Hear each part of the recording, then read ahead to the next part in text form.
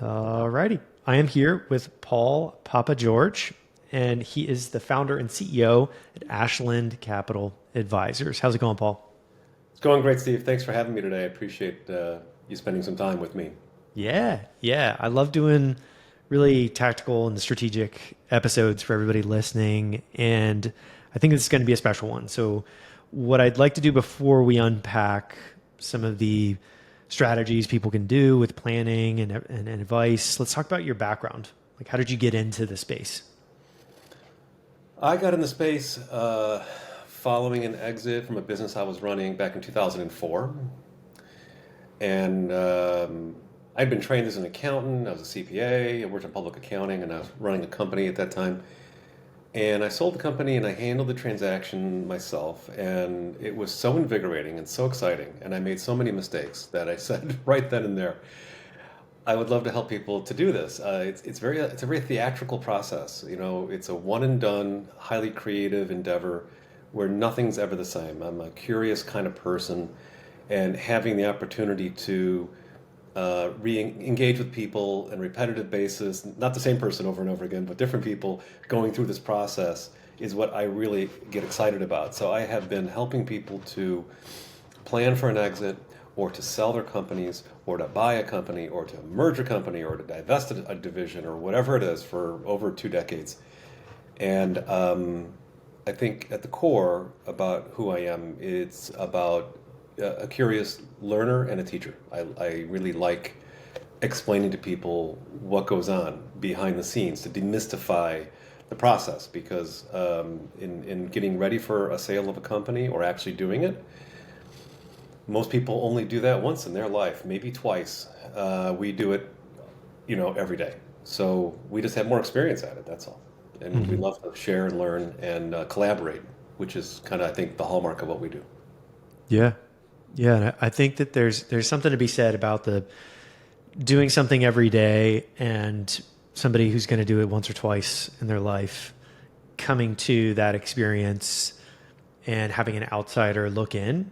I think I've mentioned this multiple times on the pod about how going to an advisor to get a third party perspective that isn't emotionally tied into the Hmm. business as much as you as the operator can help bring like a structure, because usually to get to a certain size, most of the time people are going all over the place to try and Well, reach certain scale. right. They're like a pinball machine. They're trying to, bounce it all around, trying to get it done. And this kind of activity, getting ready for a sale or doing it, it's just left usually at the bottom of the list, right? Because it's a planned activity. It's not a demand activity. Yeah. Yeah. Yeah. So let's get into it. Let's talk about getting prepared. So let's say somebody's operating a business, they're in the trenches, they're listening to this show right now. What are some of the initial steps that they can do, and how long in advance would you say they need to start doing that? Right. Well, before that, before even those steps, I would say the most important and most compelling thing you can do is to embrace a planning mentality. It's not so much that the plan you make today is going to be the plan that you execute upon a year from now or 2 years from now. It's the process of planning and the refinement of the plan and the revisiting of the plan, the iteration of the plan over time. That's the important part. I think it was Eisenhower said that plans are worthless, planning is everything. And people should look at getting ready for a sale as a process, as an exercise to be done multiple times. Okay? Mhm. I can do a plan one and done, but really, it doesn't really help you that much.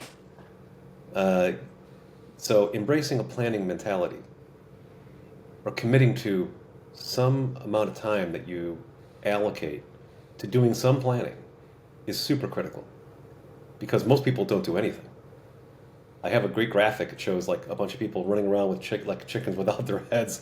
And this is like the day to day of a lot of people's business. This is busy, right? And carving out time to do an exit plan, which is not a great huge commitment. It's just not in the cards usually for people. So number one, allocate the time. Commit to planning, periodically visiting these things, because that it makes it easier. It's like a conversation you have, could be with yourself or it could be with an outside advisor. What you mentioned earlier about an outsider's perspective, looking in on your business being valuable, we embrace that philosophy because we ask sometimes really simple questions that can be very penetrating. Like, hey, Steve, why are you answering the phone again? Or, basic questions sometimes can unfold into a whole area of concentration. Okay, so the question you had was, what are some of the steps? In a traditional exit planning engagement, what we would do, and we have various levels of what we do, different levels of sophistication. Some people just want to know basically what their company's worth. Some people want to know what it's worth and what should they do if they're going to sell it in a year. Some people want a more elegant strategic plan, what I call an enterprise version, where they want to know not only what it's worth today, what it could be worth in the future, how much money can I pull out of this company, what should I do with those proceeds. We sometimes talk to their wealth advisors. There's a more elegant, many multi-year plan involved. It depends on what people are looking for. An engagement typically starts with accumulation of some information, financial mostly, some industry data, and we help people to understand what is value. Where does value come from? What is value? What is EBITDA? Or what is discretionary earnings or owner's discretionary profits? What is cash flow? What are multiples? Where do the multiples come from? Demystifying the calculation of value, because most entrepreneurs think it's worth more initially than it actually is. That's totally okay. My kids are the most beautiful people in the world, right? So in the engagement, we take time to educate on the recasting of earnings, understanding what cash flow really is, what the multiples are in the market space, what are some of the peculiarities of the value in the market space, and now we have a starting point. We have a value. While we're doing all that work, we begin to articulate and become aware of interesting facets of the business that either enhance or detract from the value. I'll give you an example. Maybe their accounts receivable collections are really bad. Well, any buyer coming in is going to go, hey, what about the collections?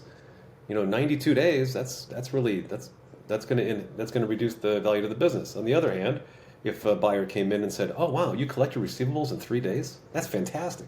I don't need any extra working capital. That means the company's worth more. So we begin to accumulate these clues about value, what we call qualitative assessment. The qualities in the business. The numbers are pretty much cut and dry. There's ranges on the value, of course, range on the multiples, but the qualitative aspects of the business play a huge role in its marketability and its ultimate value that can be captured during a sale process. Mm-hmm. So out of that engagement comes acute awareness of what drives value, the range of value of a company, and what are the particular elements that either drive you towards the higher end of that range or towards the lower end of the range. And out of that awareness comes strategy. Oh, I need to concentrate on my accounts receivable. Okay, I'm going to go look at that process. Okay, fine. Or I need to do something else to get to the higher end of that range. And then depending on your time, like I said earlier, if you're going to sell in a year and a half, that's one sort of path. But if you have a couple more years involved, 3 or 5, then you got real time to really think about what's going on inside the core of the cash flow number and how to push it up as high as it possibly can to be prepared for an exit. Okay, so the last question you asked was, what's the optimal time? If I had my way, I would never, ever, ever get a call anymore where an entrepreneur calls me up and says, sell it now. That's the absolute death call. It means they're leaving money all over the table because none of it's been planned for. And it's going to be a messy process to sell. And, rarely will all of the elements that a buyer is going to be interested to evaluate are going to be thought of or put into perspective. It's going to be kind of a fire sale situation, the worst call. If someone is more of a long-term holder, An optimal time is at least 2 years, maybe 3. That way you have time to affect the bottom line of the company, time to improve some of the qualitative areas that were underwhelming, to bring them all into focus at a point in the future where value can be maximized. So that's my kind of general advice. For companies Nice. that are consistent earners who've been kind of even keeled for years, a good time frame is maybe a year and a half Hmm. to get your paperwork in order, get your files organized, be prepared. We help people to get prepared before they ever even consider selling, which is something people should do all the time anyway. Hmm. Anyway, I think that does that answer your Yeah. question? And I think one thing that comes up pretty frequently is valuation, where there's the reality and then there's sort of the emotionally charged one from the entrepreneur's perspective, where Yeah. you've been grinding, doing this, building this, increasing profitability, ramping up to what you imagine is a life changing transaction, and it's usually not the case in most examples. So, what can you share in terms of the reality of multiples, when it hmm comes to having a valuation versus, what usually people come to you with, where they say, "Oh, I want 50 times top Yeah. line," stuff like that. Yeah. Right. No, I get that. Um, I often use the analogy of a house because most people have sold a house, but most people haven't sold a business. And I suggest that if I ask you, Steve, what's the value of your house? And you say, oh, it's 500,000. And I say to you, well, how do you know that? You'd be able to rattle off to me all the houses on your block and how the Smiths have a new kitchen and they're sold for a 5.25, and you have new bathrooms, and the other people down the street have new landscaping, and you would know your range really pretty close to what it's going to be because you're informed about all of the qualitative aspects of the pools of value in those other people's houses. Same thing happens in a sale process. Hmm. When people don't have information, where do they gather their information from? Oh, I met a guy at the club and he said that he got a 7 multiple on his business. And then you latch onto that, even though he might not even really be in your business. He might be in a completely different business.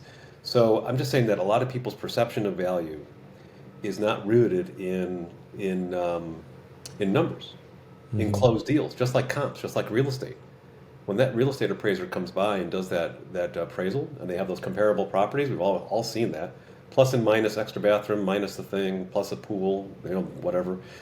Um, we're all familiar with that idea of comparable sales. Well, the Hmm. entire brokerage industry, the whole M&A industry, has a backdrop of data. I could research on any industry and come up with scores and scores and even hundreds, depending on the industry, of comparable sales that have closed. And if you think you're going to be more than 10 or 15% beyond that without a special reason, maybe you have some special intellectual property. Maybe you have some sort of protected market. There's got to be some qualitative part that's going to propel you beyond that range of what's been achieved in the past. And Hmm. I'm with you. I want to sell it for the highest darn number I can, right? But you got to think it's not just the buyer, right? It's the buyer. It's the buyer's equity partners. It's the buyer's bank. It's the buyer's bank's valuation firm that confirms the valuation. This is not just you and a seller and a buyer deciding what to sell your company for. Cash Yeah. buyers are very few and far between. Yep. Yeah. And that's a fantastic segue into financial versus strategic. Yeah. So I think this is, probably one of the most important topics when people are thinking about who they're going to be going to the table with, who they're going to be talking to, Yeah. and what are some of the kind of misconceptions, like confusion around these two different types of buyers and how can they position for the sort of strategic, which is the dream buyer. The I've always dream found. acquisition, yeah. Yeah. It's it's fairly rare to end up with a truly strategic buyer. They're less common than maybe most people think. Hmm. Most people are operating within an industry and they have a company that maybe they're doing great, okay, fine, but they're within an industry where there's many other operators who appear similar or from the outside. Those conditions are hard to make yourself stand out in. Sometimes a strategic will be interested in a strategic buyer will be interested in who you serve. I'll give you an example. I sold a company 4 or 5 years ago that was renting beer kegs to the brewery industry. And the company that ultimately bought my client was into really large company sales, doing like Miller Coors and huge breweries, where my client was into small breweries, like local breweries. And the big acquirer said, we don't even know how to service that kind of client. So maybe there's some disparity in a buyer's knowledge set, a piece that's missing, right? Maybe you specialize in something. Maybe you're really good, even though you're in an industry that has a lot of players. Maybe you're really good at a certain thing in that industry that's defendable in some way, either by the way you approach the customers. I mean, ultimately, everything's about customer acquisition costs and lifetime revenue and gross profit out of a client, right? If you have a special way of getting to that and you can articulate that, you'll be able to say that to a buyer who will then see you as strategic. Hmm. We're really good at this end of the market because of this, and this. Customer acquisition systems, what we do with clients, how we propel revenue, all these things. That is what will make a buyer look at you differently. And if you have the right kind of buyer, which is mostly private equity backed or corporate, then you can you can bust out of the paradigm of valuations that are constrained by a bank and a bank's lending systems and their underwriting and the bank's valuation firm and all that. All that's what really constrains values in the marketplace, right? Or curtails them right into a box. You want to bust out of the box, then the buyer type that you need to get to begin with has to be someone who's not constrained by that. It's going to be private equity backed. It's going to be an add-on to a platform. It's going to be a corporate buyer. So I guess I'm answering your question by saying two things. You need to be able to say what's special. There's got to Hmm. be something, there's got to be some sauce, some secret sauce that you have that you can articulate. And then you can find the right buyer who needs that thing. And that Hmm. buyer, in order to be able to pay above and beyond this range of multiples, whatever that is in the market space, is going to be either a private equity backed company, either as a platform if it's big enough to be acquired as a platform, or it's going to be an add on to a platform, or it'll be a small public or public company looking to acquire for their own business. Hmm. So, I, Yeah. how's that And sound? that makes sense. Like really pitching into, the type of buyer I've always found as part of the challenge and trying to figure out how you could fit into the future of somebody's portfolio or their business in some Hmm. capacity. Like painting that picture is so much different than pitching your business to a customer or a partner. Yeah. It's just so fundamentally different. So I think this is a good way into kind of talking about timing. When's the right time to sell? Obviously, everybody's different. Every industry is different. Markets change. But what have you seen over Yeah. your career that could give us an Right. Well, we indicator? have a philosophy about this, and it is an intersection of three curves. The first curve is the that product life cycle curve or a business curve. They're starting out as a startup, then they have a growth phase, and they're mature, and then they can kind of go over the hill, right? This is the lifespan of a company. What's the best time to sell that company? Is it at the beginning when you're just beginning to get growth? No. Is it when you're over the hill? No. Is it when you're at the beginning of the growth phase? No. It's like two-thirds up the hill, if I could, right? That's one curve, where the buyer will know that there's plenty of runway in the future. The second curve is what I call your personal wealth accumulation goals. Again, it's a curve. Okay, I have $1 million in the bank. My wealth advisor says I should have at least four or five or six, whatever the number is. I don't care. How long will it take? If I run my company, it's throwing up 250,000 a year to invest. Okay, that's another curve. Third curve is your sort of stage of life curve. Where are my kids? Oh, my kids are they're still in high school.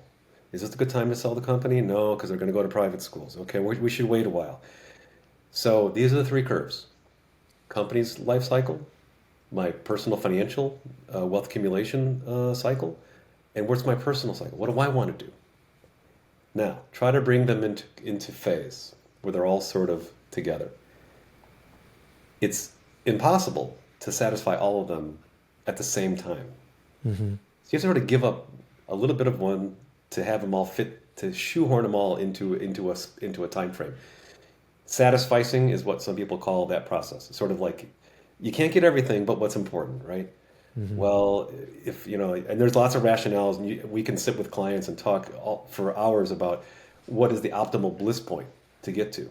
But that's how we think about it. And out of that process, you can, some people are tired. They've been running this business for 10 years. They're like, I can't do this longer than 3 years. Someone else is like, I got all the time in the world. Okay, great. Let's figure out what's pie in the sky. Let's get these things to intersect. And if they do, great. We're going to make that happen. But that's how we think about it. The intersection of those three unique curves, they're all special. They're all unique for every business and every business owner. Nice. Very nice. So that takes us to the finale. Knowing what you know now, what would you tell Paul 10 years ago?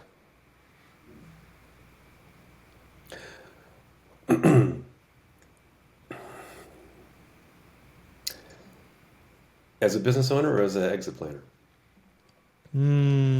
That's a good one. Yeah. Maybe both. We'll Mm. start with business owner and then go to as the exit Yeah. planner. Um, as a business owner, I wish I had had more awareness of what was driving value.